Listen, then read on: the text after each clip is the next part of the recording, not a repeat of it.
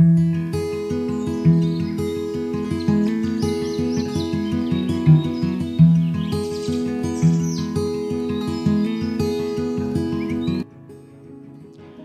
laom, maayong buntag kaninyong tanan og happy preparation day.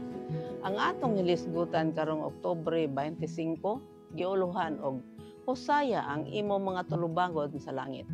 Ang atong teksto makita sa Mateo 20:8. Nakadawat kamo nga walay bayad, busa panghatag kamo nga walay bayad. Mga kapaglaom, gihatag ni Hesus ang iyang kinabuhi alang kanato. Sama sa usa ka bata, kita adunay bug-os nga pagsalig sa atong mga ginikanan ug dili mabalaka tungod sa kahadlok nga kita mabintahaan ug maabusuhan. Busa mahimo kita nga mopahulay sa Dios uban sa hingpit nga pagsalig nga siya mahimo nato nga atong higala ug magtatabang. Dili maayo alang kanato nga magadahom sa matag panalangin sa Dios ug wala kita ibalik. Pinaagi kang Kristo atong naangkon ang tanan nga mga butang. Kung wala si Kristo, kita wala untay naangkon gawa sa kakabos, kaalaot, o kawalay paglaom. Ato bang tubagon ang gugma nga ginhatag ni Kristo kanato? Ang pagkahimong mga anak sa Dios mao ay pag-angkon sa tanang mga butang ug unsa pay atong kinahanglan. Kung ang Kristohanon dili matagbaw ni ining mga panulundon, walay makahatag kaniya og katagbawan. Kita utangan sa Ginoo sa tanan natong naangkon busa atong ibalik sa kaniya ang naghatag sa tanang giangkon niya nga iyaha. Dili kita mangawat gikan sa Ginoo. Ang Dios nga nahigugma sa tawo miani sa yuta gikan sa gingharian nga puno sa kalipay ug gikan sa iyang harianong trono. Nagpaubos sa iyang kaugalingon aron suluban ang iyang pagkadiyosnon sa pagkatawhanon. Ug naghatag kanato og dili masayop nga timailhan si ang gugma og sa bili nga iyang gihatag sa tawo.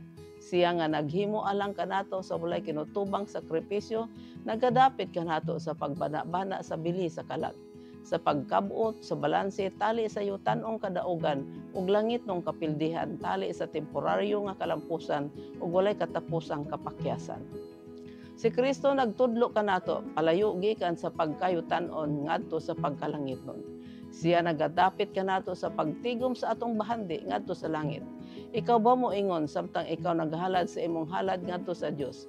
Ang imo Ginoo kabubot-on namo nga ginhatag kanimo.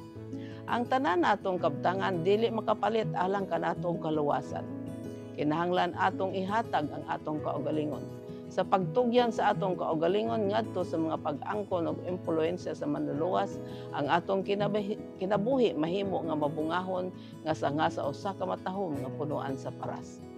Ang mga bunga sa espiritu mahimo nga magapadayan-dayan niini. Ang mga pungpong sa kadagaya nga mga grasya motungha sama sa gugma, kalipay, kalinaw, kalumo, pagkamaayo ug nga makapahimo nini nga madanihon.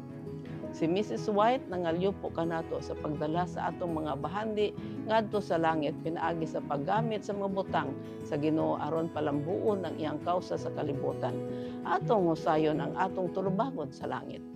Kapag laom, ang Dios naghatag sa iyang kinabuhi alang kanato. Nakaangkon kita sa tanang mga butang tungod sa Dios ug kun wala ang Dios, wala unta kitay maangkon gawa sa kakabos, kalaot ug kawalay paglaom. Kita wala na laing panghandumon kundili atong tubagon ang gugma sa atong manluluwas nga mao'y nagasangkap kanato sa atong makinahanglanon. Siya lamang ang makahatag kanato og katagbawan. Utang nato sa Ginoo ang tanan nato nga gipinag-iyahan. Busa ibalik nato kaniya ang iyang giangkon nga iyaha. Dili kita mangawat sa Dios. Kung atong buhaton ang pag-uli sa Dios, sa iyang giangkon, mutungha kanato ang daghang panalangin nga mga bunga sa Espiritu sama sa gugma, kalinaw, kalumo, pagkamaayog, kaagkop. Atong dadon ang atong mga bahandi ngadto sa langit, pinaagi sa paggamit sa mga butang sa Dios, pinaagi sa pagmantala sa kamaturan sa yuta. Atong husayon ang atong utang sa langit. Mag-ampo kita. Dios, ug may gugmaon na mo nga man sa langit. Salamat nga gihatagan mo kami sa mga butang nga among gikinahanglan. Tabangi kami nga magmatinod-anon sa pag-uli kanimo sa imong bahin aron ang buhat nimo sa yuta magalambo. Salamat sa tanan nimong pagsangkap kanamo sa ngalan ni Hesus. Amen.